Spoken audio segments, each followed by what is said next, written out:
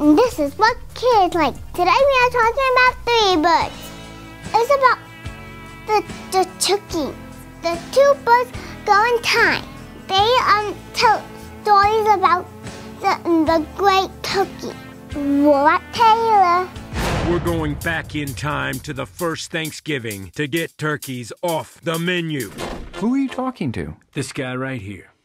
He totally gets it. I went to the red carpet. I interviewed a lot of people. I interviewed Uncle Doug. He worked on the movie. Is it a movie for kids?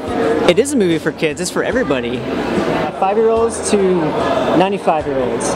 Not little kids?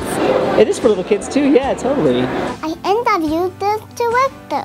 How did you make the funny movie? Worked with really funny people.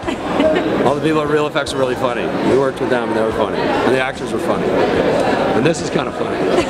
I also talked to George Kay. He was Sulu. He was really nice. Hi, Ava. How are you? Good. What did you do on the movie? What do I do in the movie? I play the voice of the time capsule. These turkeys go back in time. What do you do on Thanksgiving?